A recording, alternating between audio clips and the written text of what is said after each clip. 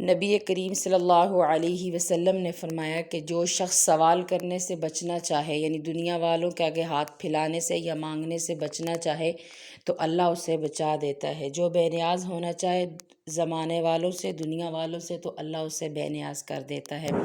اللہ کے علاوہ کسی غیر سے مانگنا، کسی غیر کے آگے پھیلانا بھی شرک ہے۔ حضرت غوث اعظم کے زمانے میں ایک عورت، اس کے شوہر نے دوسری شادی کر لی تو وہ حضرت غوث اعظم کے پاس آئی اور کہنے لگی کہ اگر اسلام میں پردہ نہ ہوتا تو میں اپنی نقاب اٹھا کر، پردہ اٹھا کر آپ کو دکھاتی کہ میں کتنی حسین ہوں، لیکن پھر بھی میرے شوہر نے دوسری شادی کر لی۔ یہ سن کر شیخ عبد القادر جیلانی بے ہوش ہو گئے تو وہ عورت واپس چلی گئی۔ جب ہوش میں آئے تو ان کے شاگرد نے کہا کہ وہ عورت آپ کے پاس اپنا دکھ لے کر آئی تھی، آپ سے مسئلہ پوچھنے آئی تھی، اس کا حل پوچھنے آئی تھی، آپ تو خود ہی بے ہوش ہو گئے۔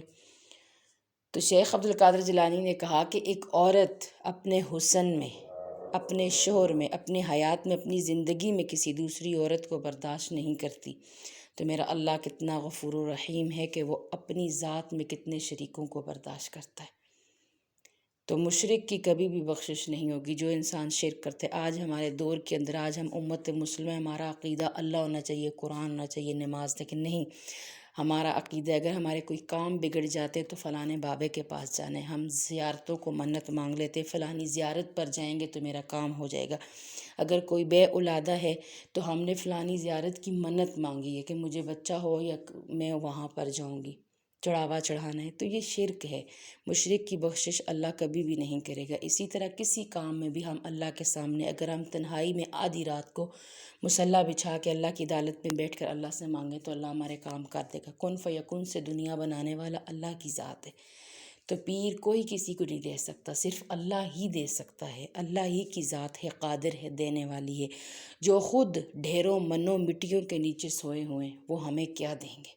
ہاں، ولی پیروں کو ماننا ضروری چاہیے، وہ اللہ کے نیک بندے، ان کے وسیلے سے ہم مانگ سکتے ہیں کہ اللہ اپنے پیارے، اپنے فلانے پیارے نیک بندے کے صدقے ہم پہ رحم کر، یا اس کے وسیلے سے کر، تو یہ جائز ہے۔ لیکن اس سے مانگنا کہ فلاں بابا ہمیں دے گا، یہ شرک ہے، اور مشرک کی کبھی بخشش نہیں ہوگی۔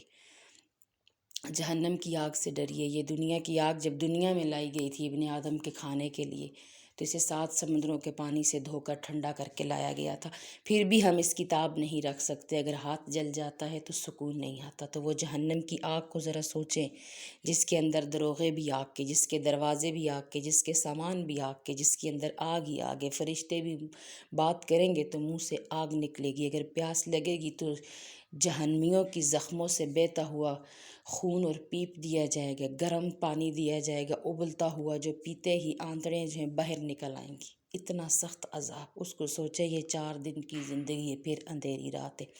اگر صبح ہوئی ہے تو شام بھی ہوگی، اگر ہم دنیا میں آئے ہیں تو مرنا بھی ہے، پیدا ہوئے ہیں، جوانی آئی ہے تو بڑھاپا بھی آئے گا۔ کل نفس ذائقۃ الموت، کہ ہر شخص نے موت کا ذائقہ چکھنا ہے۔ تو ہم موت کو بھول بیٹھے ہیں، بس دنیا میں دل لگایا ہے، چڑھتے ہوئے سورج کے پجاری بن چکے ہیں، اللہ کو بھول چکے ہیں، اللہ کے رسول کو بھول چکے ہیں۔ تو خدا را لوٹ آئیں، ابھی بھی ٹائم ہے۔ صبح کا کھویا ہوا، صبح کا بھولا ہوا اگر شام کو بھی لوٹ کر آئے تو اسے بھولا ہوا نہیں کہتے۔ تو ابھی بھی لوٹ آئیے اللہ کی طرف، ابھی بھی ٹائم ہے۔ کہتے ہیں نا، وہ کہنے والے نے اچھا ہی کہا، کوئی بن گئے رونق پکھیاں دے، کوئی چھوڑ کے شیش محل چلے، کوئی پل گئے ناز تے نخرے وچ، کوئی ریت گرم تے تھل چلے۔ قارون نے اتنے زیادہ اپنے 80 اونٹ، 70 اونٹوں پر خزانوں کی چابیاں لا دی تھی، لیکن جہنم کا ایندھن بن گیا۔ جو بھی اسے یاد کرتا ہے غلط الفاظوں میں یاد کرتا ہے۔ کوئی ریت گرم تے تھل چلے۔ حضرت بلال نے اپنی کمر کا گوشت گرم ریت پہ اتروا دیا، لیکن آج نبی کے یاروں میں شامل ہے۔ کوئی پل گئے مقصد آون دا، کوئی کر کے مقصد حال چلے۔ او یار فریدہ اتھے سب مسافر نے، کوئی اج چلے کوئی کل چلے۔ جانا تو سب نہیں ہے، کسی نے آج کسی نے کل، تو اللہ عمل کی توفیق عطا فرمائے۔ جزاک اللہ۔